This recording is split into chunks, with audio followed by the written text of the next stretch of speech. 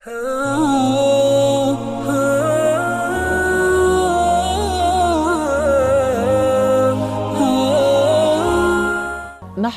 व नुसल्ली अला रसूलिहिल करीम अम्मा बाद फ़ाऊज़ु बिल्लाहि मिनश शैतानिर रजीम बिस्मिल्लाहिर रहमानिर रहीम रब्बिश्रह ली सदरी व यस्सिर ली अमरी वहलुल उक़दतम मिन लिसानी यफ़क़हू क़ौली। साल के तमाम महीनों में रमज़ान इंतहाई अहमियत का हामिल महीना है, इसलिए कि इस महीने में कुरान हकीम नाजिल हुआ और इसलिए कि इस महीने में मामूल बदल जाते हैं और इसलिए कि इस महीने में इस्लामी शऊर बेदार हो जाता है। आज की इस नशिस्त में हम खुसूसी तौर पर यह देखेंगे कि रमज़ान इस्लामी शऊर को कैसे बेदार करता है। साल के तमाम महीने ऐसे होते हैं जिसमें लोगों को एहसास ही नहीं होता कब चाँद निकला और कब वो महीना ख़त्म हो गया। रमज़ान की आमद के साथ पहली चेंज जो सब लोगों में आती है वो ये कि लोग चाँद का इंतज़ार करते हैं। रुयत हिलाल कमेटी बैठती है, फ़ैसला करती है। रमज़ान की आमद से बहुत पहले से रमज़ान का इंतज़ार शुरू हो जाता है। सिर्फ़ एक शहर में, एक गांव में, एक घर में नहीं, दुनिया भर में रमज़ान की आमद से पहले हर तरफ रमज़ान को वेलकम करने के लिए लोगों के अंदर शऊर बेदार किया जाता है। और अगर बेदार ना भी किया जाए तो इंतज़ार ज़रूर होता है।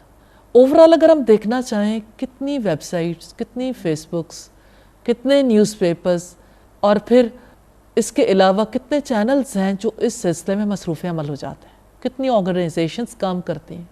हर घर के अंदर रमज़ान के इंतज़ार की एक कैफियत उभर आती है और शायद कोई फ़र्द ऐसा नहीं रह जाता जिसको ये ना पता हो कि रमज़ान शुरू हो गया है। रमज़ान की आमद पर चाँद देखने का सिलसिला भी, फिर रमज़ान की आमद पर रोज़े रखने का सिलसिला भी। चाँद देखने की बात करें रसूलुल्लाह सल्लल्लाहु अलैहि वसल्लम की दुआ के हवाले से, एक आम आदमी ना भी जानता, लेकिन जो अफराद जानते हैं किस तरह से वो दुआ हमें एक मरकज़ के गिर्द घुमा देती है। अल्लाहुम्मा अहिल्लहु बिल अमन वल ईमान वस्सलामती वल इस्लाम रब्बी व रब्बुकल्लाह। अल्लाह इस चाँद को हमारे लिए अमन वाला, ईमान वाला, सलामती वाला, इस्लाम वाला बना देना। ए चाँद, तेरा रब भी अल्लाह है और मेरा रब भी अल्लाह है। यह एक होने का एहसास, वो कायनात, सारी की सारी कायनात जो हमारे जिसमें से हम एक सैयारे में रहते हैं, एक प्लैनेट पर हम ज़िंदगी बसर करते हैं, सारी की सारी रब की तख्लीक है। चाँद निकलने के साथ रब के साथ ताल्लुक़ कैसे जा जुड़ता है। फिर आप देखें कि रमज़ान के चाँद की वजह से जो शऊर बेदार होता है, फ़ौरी बाद इशा की नमाज के लिए लोगों का ज़ौक़ व शौक़ मुख्तलिफ हो जाता है। रमज़ानुल मुबारक की पहली रात में सरकश शयातीन जकड़ दिए जाते हैं, जन्नत के दरवाज़े खोल दिए जाते हैं, जहन्नम के दरवाज़े बंद कर दिए जाते हैं। अमली सबूत मिलता है मसाजिद में हाज़िरी से, हाज़िरी बढ़ जाती है। वो लोग भी हाज़िर होते हैं जो साल के दूसरे दिनों में हाज़िर नहीं होते। क़यामुल लैल, मसाजिद से आने वाली आवाज़ें, हर तरफ क़ुरआन का एक ताल्लुक़ मुसलमानों को एक लड़ी में पिरो देता। बार बार शऊर को क्लिक करती है ये चीज़, ये वो चीज़ है जिससे हमारा ताल्लुक़ है। कितने ही लोग हैं जो क़यामुल लैल नहीं करते, तरावीह की नमाज़ नहीं पढ़ते, लेकिन उस माहौल में रहने की वजह से अपने आप को उस माहौल का एक हिस्सा ज़रूर समझने लगते हैं। फिर आप देखिए कि क़यामुल लैल की वजह से बाज़ औक़ात लोग ऐसे भी होते हैं कि जो इब्तिदाई दिनों में बहुत मेहनत करते हैं, बाद के दिनों में उतनी मेहनत नहीं करते, लेकिन बहुत ज़्यादा अफराद ऐसे भी होते हैं कि जो सारा रमज़ान फिर जुड़ जाते हैं मसाजिद के साथ। मुसलसल तरावीह की नमाज़ इकट्ठे पढ़ना, इशा की नमाज़ काफ़ी तवील हो जाती है, ज़्यादा वक्त इकट्ठे गुजरता है और एक होने का एहसास ज़्यादा उभरता है। इब्तिदाई दिनों में वो लोग जो एक दूसरे से नावाकिफ़ भी होते हैं, रफ्ता रफ्ता एक दूसरे से वाकिफ़ होने लगते हैं। कुरान मजीद का सुनना दिलों पर असर अंदाज होने लगता है। پھر آپ دیکھیے کہ رسول اللہ کی خوشخبری کتنی بڑی ہے. آپ صلی اللہ علیہ وسلم نے فرمایا من قام رمضان ایمانا و احتسابا غفر له ما تقدم من ذنبه. جس نے ایمان اور ثواب کی نیت سے رمضان کی راتوں میں قیام کیا اس کے پچھلے سارے گناہ معاف کر دیے جائیں گے. اس اعتبار سے جو لوگ ان فضیلتوں کا علم حاصل کرتے ہیں ان کے اندر شوق بیدار ہو جاتا ہے. جو علم حاصل نہیں کرتے ان کے اندر احساس ضرور ابھرتا ہے. پھر آپ دیکھیے کہ سحری کا وقت ایسا ہے کہ جب سب لوگ روزہ رکھنے کے لیے اٹھے ہوئے ہوتے ہیں اور ٹائم مینجمنٹ کتنی زبردست ہے. ایک ہونے کا احساس کس طرح سے ابھرتا ہے. ہر جانب سے صدائیں بھی ابھرتی ہیں اور ہر گھر کے اندر اس کے لیے اہتمام بھی ہوتا ہے. اور کیوں نہ ہو، رسول اللہ صلی اللہ علیہ وسلم نے فرمایا کہ سحری کھاؤ، سحری کھانے میں برکت ہے. برکت والا وقت سبھی کو نصیب ہو جاتا ہے. کتنے ہی لوگ ہیں جنہوں نے رمضان کے علاوہ کبھی یہ وقت تجربہ نہیں کیا ہوتا، یعنی سوتے ہوئے ہی گزر جاتا ہے، لیکن ساروں کا ایک جیسا تجربہ ہو رہا ہوتا ہے. برکت والے وقت میں لوگ دعائیں بھی کرتے ہیں. لیکن دینی شعور جب بیدار ہوتا ہے تو کتنی عجیب بات ہے کہ کچھ لوگ محض ٹی وی چینلز پر پروگرامز دیکھ کر یہ سمجھتے ہیں کہ ہمیں نیکی کرنے کا موقع مل رہا ہے. اس میں کوئی شک نہیں، بہت اچھے پروگرامز بھی آتے ہیں، لیکن ایسے پروگرامز بھی آتے ہیں کہ جس میں حقیقتاً انسان کو کوئی فائدہ نصیب نہیں ہو رہا ہوتا، نیکی برباد اور گناہ لازم ہو رہا ہوتا ہے. کیونکہ بہت ساری بدعات، بہت ساری ایسی باتیں بھی آ رہی ہوتی ہیں جن کی وجہ سے نفع نصیب نہیں ہوتا. تو محض اس بات سے سکون نہیں محسوس کرنا چاہیے کہ ہم سحری کے وقت ٹی وی چینل کے آگے بیٹھ کر نیکی کرنے کی کوشش کر رہے ہیں یا دین سیکھ رہے ہیں، یا یہ ہے کہ اللہ تعالیٰ کے قریب ہو رہے ہیں. اللہ کے قرب کے جو کام ہیں وہ رسول اللہ صلی اللہ علیہ وسلم نے واضح کر دی. قرب کے کاموں میں وہ وقت ہے اللہ کے آگے جھکنے کا، اور وہ وقت ہے دعائیں کرنے کا. دعائیں اس وقت میں قبول ہوتی ہیں، اس لیے دعائیں کرنی چاہیے، چاہے کوئی کچن میں مصروف ہو، چاہے کوئی کھانے کے انتظار میں ہو، چاہے کوئی دوسروں کو جگا رہا ہو.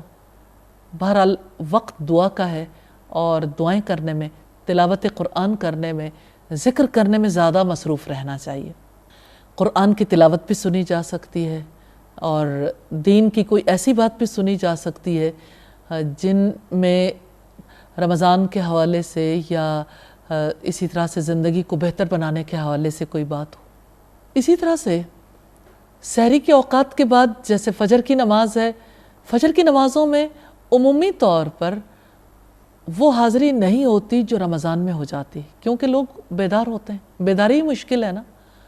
تو یہ اسلامی شعور ہے جو رمضان میں بیدار ہوتا ہے، لیکن اس کے لیے تھوڑی کوشش سب لوگوں کو کرنی چاہیے. مثال کے طور پر گھر کی خواتین کو پش کرنا چاہیے، بار بار اس بات پر آمادہ کرنا چاہیے، رسول اللہ صلی اللہ علیہ وسلم کی احادیث سنانی چاہیے تاکہ مرد بھی اور بچے بھی باجماعت نماز پڑھنے کے لیے تیار ہوں. پھر اسی طرح سے تلاوت قرآن کا ذوق پیدا کرنا چاہیے. رمضان میں اگر فجر کے وقت تلاوت کرنے کی عادت ہو جائے تو سال کے دوسرے دنوں میں بھی جاری رہتی ہے، اور فجر کی تلاوت جس کو نصیب ہو جائے یہ کتنی بڑی سعادت ہے. پھر جس کو فجر کی نماز باجماعت نصیب ہو جائے یہ کتنی بڑی سعادت ہے. تو رمضان اسلامی شعور کو بیدار کرتا ہے، اسلامی روح بیدار کرتا ہے، لیکن اس بیداری میں علم کا بہت بڑا حصہ ہے اور ترغیب دلانے والوں کا، نصیحت کرنے والوں کا بڑا رول ہے.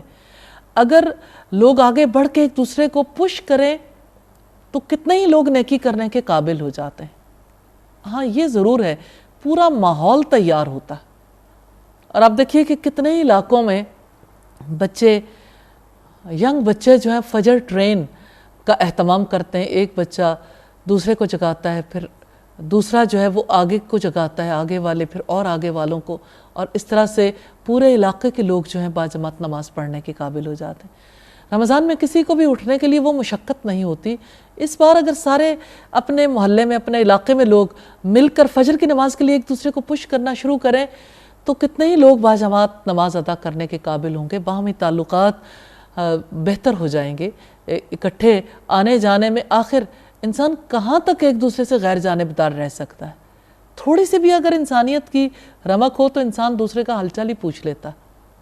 اور سلام تو اتنی بڑی چیز ہے جس کی وجہ سے اللہ تعالیٰ کی طرف سے سلامتی نصیب بھی ہوتی ہے، آپس کے تعلقات بھی بہتر ہو جاتے ہیں.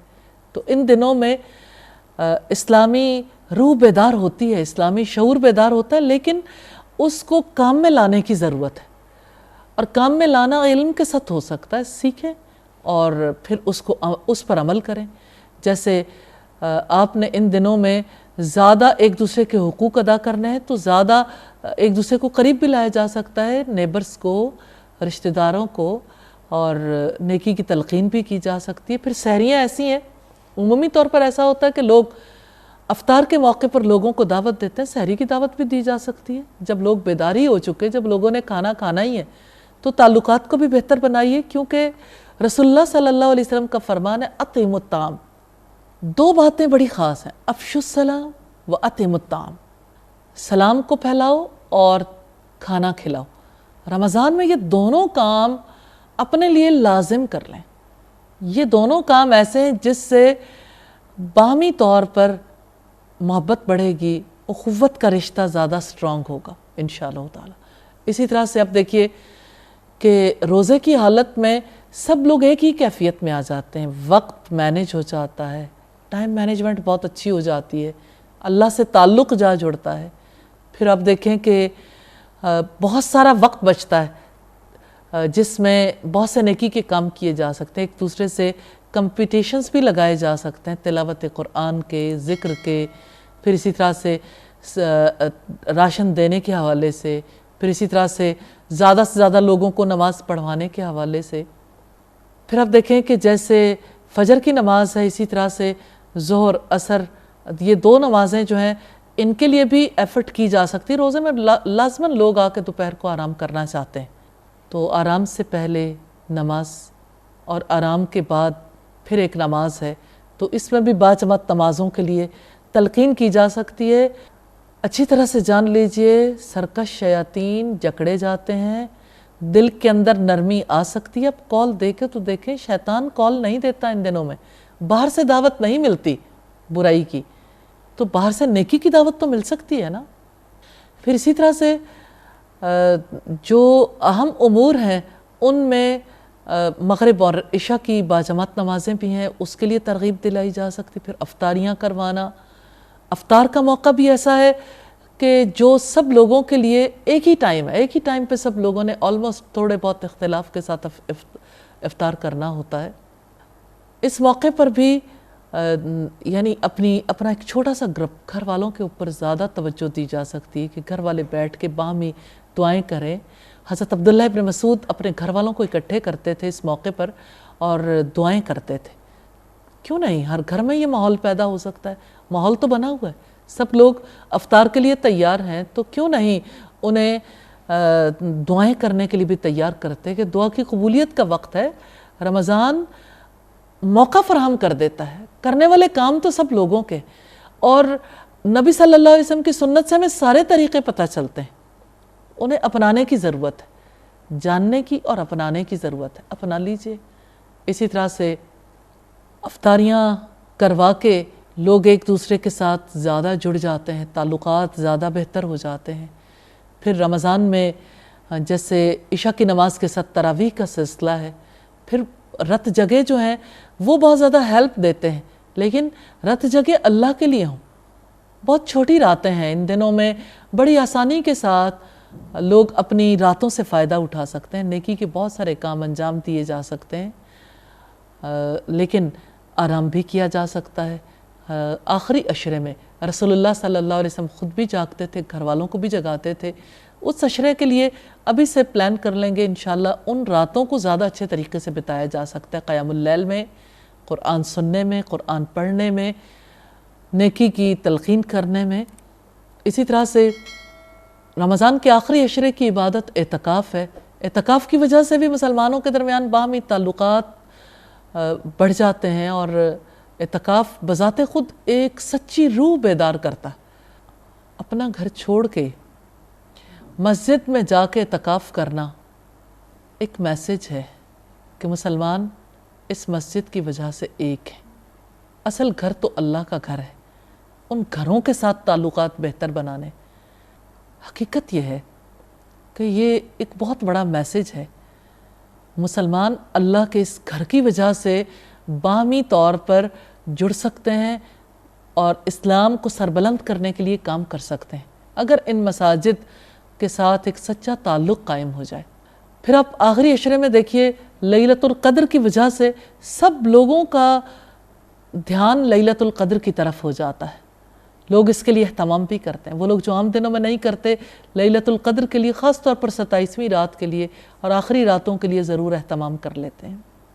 پھر اسی طرح سے رمضان کے اختتام پر جو صدقہ فطر کے لیے تیاری ہے، پھر عید کے لیے تیاری ہے، یہ سب سلسلے مسلمانوں کو ایک کر دیتے ہیں۔ عید کی نماز تک کیسے کنیکٹیوٹی ہے، تو یہ رمضان اور روزہ کس طرح سے اسلامی شعور کو بیدار کر دیتے ہیں۔ پورے مہینے میں مسلسل ایک طرح کا کام کرنا پورے سال کے لیے تیار کر دیتا ہے۔ تو رمضان کو اپنے لیے غنیمت سمجھیے، برکت والے مہینے سے فائدہ اٹھائیے۔ اللہ تعالیٰ کی طرف سے تو پورے انتظامات کیے گئے، آسمانوں پر جنت کے دروازے کھل گئے، جہنم کے دروازے بند کر دیے گئے، زمین پر سرکش شیاطین کو قید کر دیا گیا، اور زمین پہ رہنے والوں کے لیے رہنمائی کا انتظام کر دیا گیا۔